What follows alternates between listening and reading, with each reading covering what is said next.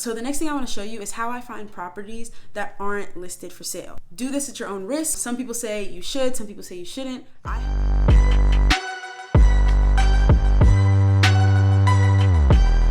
What's up everybody, it's Lily Thompson. I am a new real estate investor, and this channel is where I document my journey to financial freedom through real estate. Today's video, I'm gonna walk you guys through how I research properties, finding different things like owner contact information, tax information, blueprints of the properties, all of that good stuff. So without further ado, let's dive in. The first thing I want to show you guys is on realtor.com. Let's just imagine we're looking for a property in Phoenix, Arizona.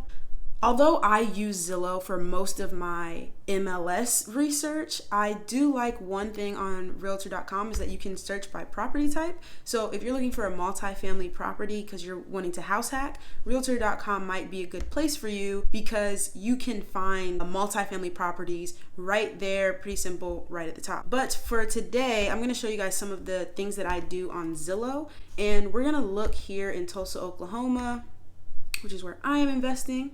If you're investing in an area where there are a lot of multifamily properties, then realtor.com's filter might be good enough for you. And I've talked to a lot of people that say their area either doesn't have a lot of multifamily properties in it, or all of the multifamily properties are never for sale. So if that's the case that you're in, one thing you can do is start looking for creative opportunities to house hack. And so what I want to show you guys is how on Zillow, if you go to this More tab, you can scroll down to keywords, and I'm gonna search for garage apartment.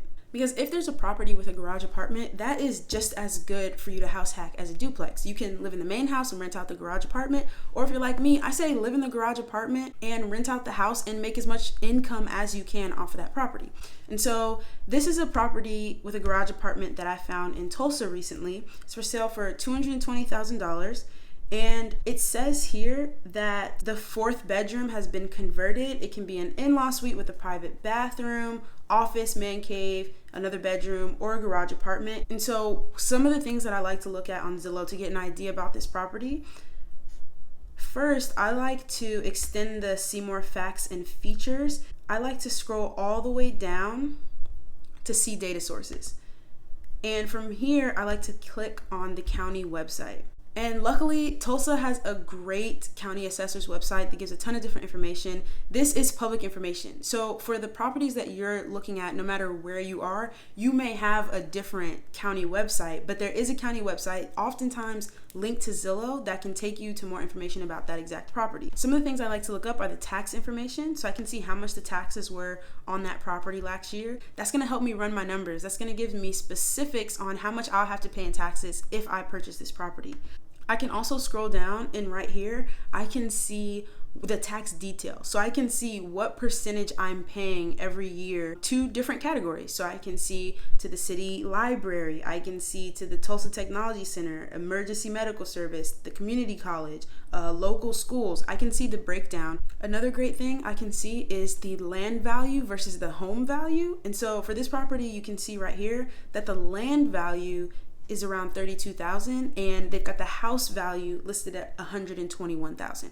What I found is oftentimes this fair cash or market value is far below what the housing is actually going for on the open market. And that's just because the city isn't necessarily interested in real estate in the same way that a consumer is interested in purchasing real estate. So I don't take this number and say, oh my goodness, this is so much below what they're selling it for, and just say it's automatically a bad deal. This is good information to have, and I may base some of my numbers off of this, but I want to make sure that I run my numbers and see if it's a good deal for me in terms of cash flow, in terms of return on investment, all that good stuff. Another great thing is you can actually see the owner's name, the owner's mailing address, and that can be really useful if you're trying to contact this seller, if you're having trouble maybe getting through their real estate agent or something like that. Down here we see the improvement, property type, the condition, the year built, the square footage, number of stories. I can understand what the foundation is built of, what the exterior, the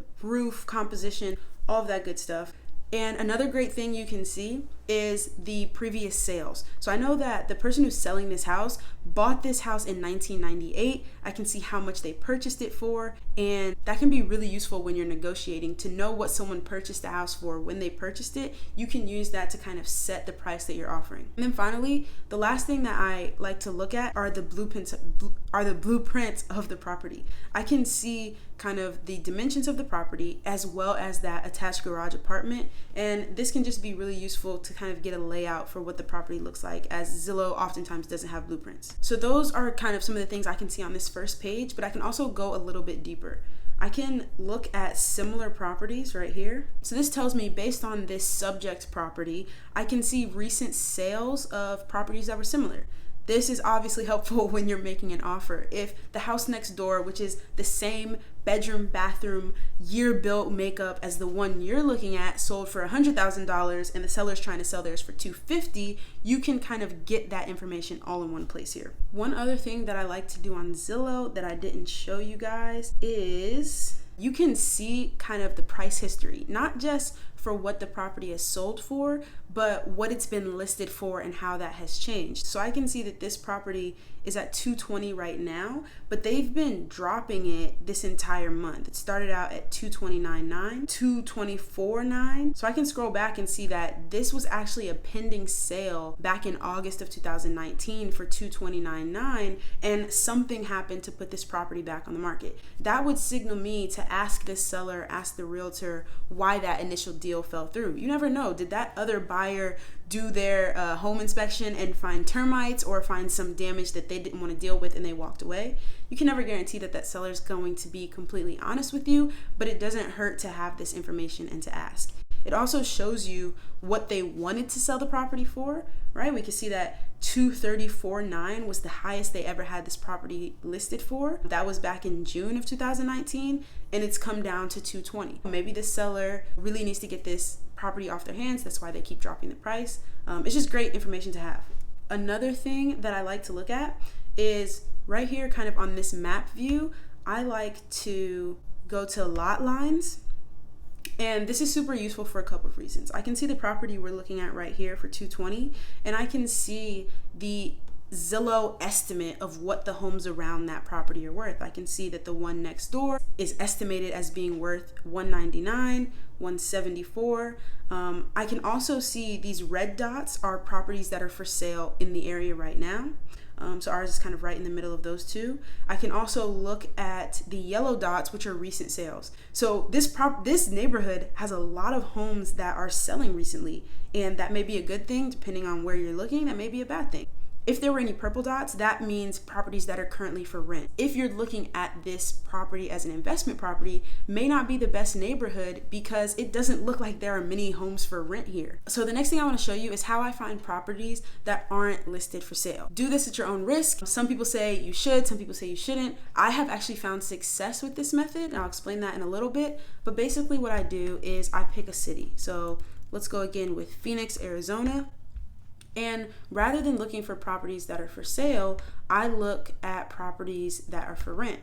And then I come down, and here I'm searching for the type of property that I'm interested in. So let's say a duplex. And as I look at duplexes, I can see there's a cluster of duplexes here near the actual city center of Phoenix. I'm just gonna look and see if this would be a property that I would be interested in purchasing. And what's awesome about rental listings is that they have the owner or the property manager's contact info literally right there in the listing. So I could call up this property owner, and I've done this before, and I've said, "Hi, my name is so-and-so. I'm looking to move. I'm looking for a place to live. I came across your rental listing for a duplex at ABC Main Street."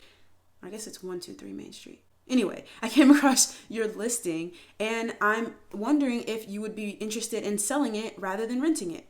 Sometimes this works. Sometimes they say absolutely not and hang up on you. That's just the risk that you're taking. But when I was looking for my duplex, I did this for a lot of the properties in Tulsa because there weren't a lot of duplexes on the market for sale, but there were substantially more for rent. And what I found was that oftentimes these property owners, they're dealing with a vacancy. You know, because the listing is up there for rent. So you know that they don't have income coming in for that unit. Sometimes they're tired of dealing with tenants and they're just kind of putting it up for rent, hoping that they get a good one. And they may entertain, what are you willing to buy it from me for? That can start a conversation for you to be looking to invest in a property that wasn't even for sale. So this is a great way to look and see if you can find, some properties in your area. If this video was helpful for you, all I ask is that you leave me a like. And if you'd like to go on this journey with me of investing in real estate and securing financial freedom, please subscribe, leave me a comment letting me know where you're at in your investing journey, and I will see you in the next video.